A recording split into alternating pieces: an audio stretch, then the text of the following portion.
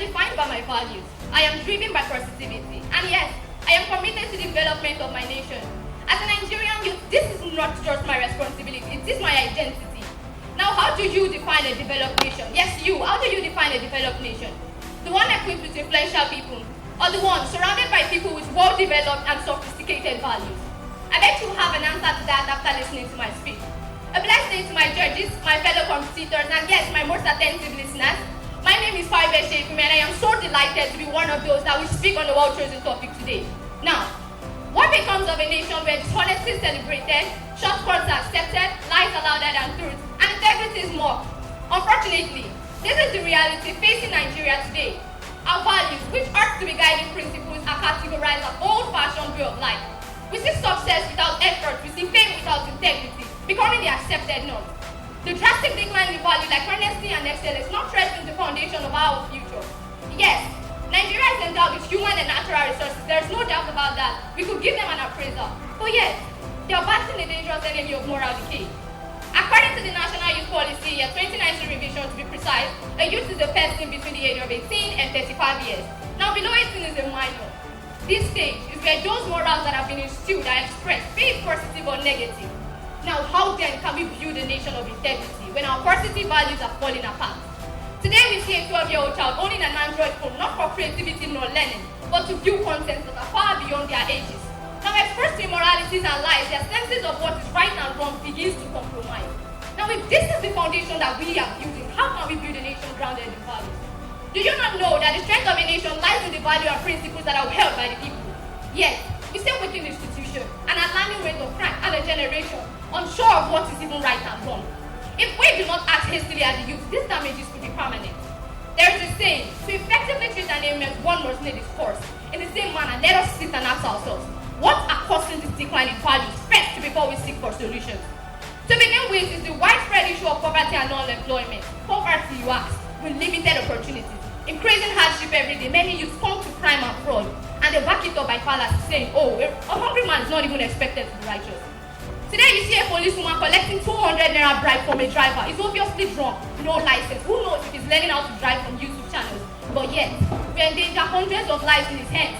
And then an accident occurs and the masses will say, oh, it's the work of the devil. Please, let's leave the devil out of it actually. He's innocent. It is the work of that woman who valued 200 at the expense of her morals. Mind you, when the strive for survival replaces moral, when desperation replaces discipline, the very foundation of justice begins to collapse. Moving away from that is the home. Then we have poor parenting and inadequate home training. The home, the first school of discipline for every child. But yes, we see parents drastically failing in this role. And yes, the back of that, their inability to instill discipline by saying, oh, that was how we were raised in our time, and yes, we turned out fine. Such parents that tell them, oh, why, oh, on your own. Because they forget that children of nowadays have higher exposures and they require proper backing. Mind you, when the home fails, the nation falls. Next is the negative influence of social media, also known as the internet. Yes, it informs, I know. It also educates, I'm aware of that as well. But then it spreads fake information. Those influencers that promote so-called fast money scheme and fake lifestyles, they're now the icon getting the most comments. Our young ones are now victims of cyberbullying and online harassment. If you doubt me, let's take Zainab Nasi Ahmed, the Northern activist who advocated the Free Pass for Girls campaign in 2018. Obviously, she wanted a better health for girls. But guess what? She was insulted, humiliated, and sent back to her shell by those who never took a step. Isn't this the wrong use of the internet? I quote Waheed Shona, the former director of National Orientation Agency in 2021. He said, unregulated social media has caused the decline in values. Nowadays, our youth, they want to run before they even crawl. Now, beyond just addressing the causes, the bigger question is, what can I do as a youth to institute a change? First of all, I feel like if I want a change, I should be the change. I should be that aura that spreads the chain of change for everyone to follow it. Secondly, our educational parastatals should not just test knowledge, but also value. A critical 2022 study on educational parastatals shows us that JAMB withheld about 80 candidates' results for impersonation. And guess what? Those impersonators were parents and teachers alike. If values are to return back to this nation, our educational parastatals must lead the course. You ask how? Good. Civic education, moral education, they shouldn't be side subjects, they should be core pillars. Our teachers themselves, they should be role models that are instilling and expressing this discipline they want to see. Thirdly, which is most important, is youth empowerment. It is not enough to preach values to idle heads. Many of us say our youth fall because they don't have purposes. But have we sat down, have we asked ourselves, there are these youth who had purposes, but then they fell. what happened? I'll tell you. They didn't see an opportunity for them to express themselves. Therefore, what should we do as a youth? I feel we should create platforms, avenues, and opportunities for these youth to express and showcase their prowesses. You know why? This will lead their focus from crime to creativity. Now, beyond just addressing this decline, giving a solution, the most important is encouraging a culture of integrity and excellence. Culture will grow if we evaluate. If we admire honesty to grow, if we reward integrity, it will multiply.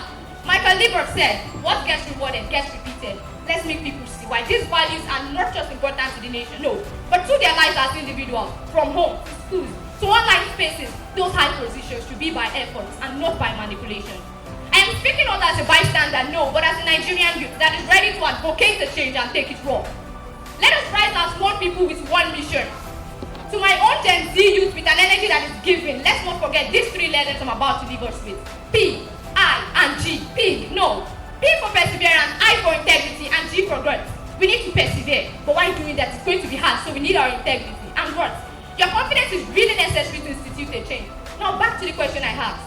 How do you define a developed nation? The one equipped with influential people or surrounded by people with well-developed values?